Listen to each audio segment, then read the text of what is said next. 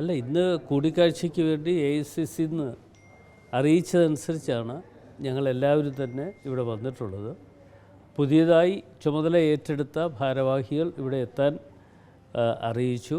അപ്പോൾ അത് ഇന്ന് 4 മണിക്ക് AICC വെച്ച് മീറ്റിംഗ് നടക്കുന്നുണ്ട്. ആ മീറ്റിംഗ് ഇതിനു വേണ്ടിയാണ് ഞങ്ങളെല്ലാവരും ഇവിടെ എത്തിയത്. അല്ല, അതേക്കുറിച്ച് ഞാനിപ്പോൾ ഒന്നും പറയുന്നില്ല. അതൊക്കെ AICC-യുമായി ചർച്ച ചെയ്തതിന് ശേഷം AICC ആണ് അതിൻ്റെ അന്തിമമായ ഒരു തീരുമാനത്തിലേക്ക് വരാനുള്ളത്.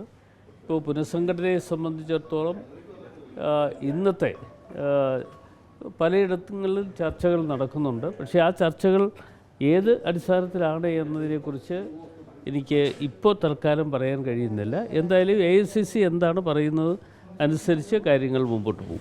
ഈ സാധാരണ UDF കൺവീനർ ഇവിടെ നിന്ന് തീരുമാനിക്കുന്നതല്ല, അതിന് പതിവിന് വിരുദ്ധമായിട്ട് കോൺഗ്രസ് തന്നെ തീരുമാനിച്ച് അറിയിച്ചിരിക്കുന്നത്. സാമുദായിക ഒരു സന്തുലിതാവസ്ഥ കൂടി പരിഗണിച്ചാണോ ഇങ്ങനൊരു തീരുമാനം ഉണ്ടായത്? ഇല്ല, അക്കാര്യത്തെക്കുറിച്ച് എനിക്ക് യാതൊരു മറുപടിയും പറയാനില്ല.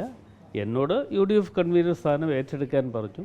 തീർച്ചയായിട്ടും ഞാനത് ശിരസാ വഹിക്കുന്നു. AICC ആണ് ചുമതലപ്പെടുത്തിയിരിക്കുന്നത്. ചുമതലപ്പെടുത്തിയ അനുസരിച്ച് അത് ഏറ്റെടുത്തിരിക്കുകയാണ്. ഇന്നലത്തെ ചുമതലയേൽക്കൽ ചടങ്ങിൽ നിന്നും അതുപോലെ തന്നെ ഇന്നത്തെ ഈ മീറ്റിംഗിൽ നിന്നും ചില നേതാക്കൾ അതൃപ്തിയെ തുടർന്ന് വിട്ടു നിൽക്കുകയാണ്. അപ്പോൾ ഈ ചുമതലയേൽക്കലിന് ശേഷവും ഈ അതൃപ്തി പാർട്ടിക്കകത്ത് പോയിക്കൊണ്ടിരിക്കുകയാണ്. അങ്ങനെ ഒരു അതൃപ്തിയെക്കുറിച്ചൊന്നും എനിക്കറിയില്ല. കാര്യം ഇന്നലെ KPCC ഓഫീസിൽ ഇന്നലെ ചുമതല ഏറ്റെടുക്കുന്ന ദിവസം സത്യത്തിൽ അതിനകത്ത് കാലുകുത്താൻ ഇടമില്ലാത്ത തരത്തിൽ ആളുകളുണ്ടായിരുന്നു. അത് കേരളത്തിലെ ജനങ്ങളുടെ ഒരു വികാരമാണ്. കേരളത്തിലെ ജനങ്ങൾ ഞങ്ങളെ അംഗീകരിക്കുന്നു എന്നുള്ളതിൻ്റെ ഏറ്റവും പ്രധാനപ്പെട്ട ഒരു തെളിവായിട്ടാണ് ഞാനതിനെ കണ്ടത്.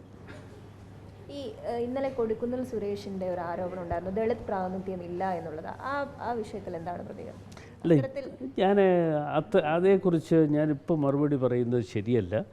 അദ്ദേഹം ദളിത് പ്രാതിനിധ്യം എന്നുള്ള നിലയിൽ അദ്ദേഹം ലോകസഭയിൽ തന്നെ ഇപ്പോൾ എനിക്ക് തോന്നുന്നു 9ാം തവണയാണ് അദ്ദേഹം മെമ്പറായി. അത് മാത്രമല്ല, അദ്ദേഹം ചീഫ് വിപ്പാണ്.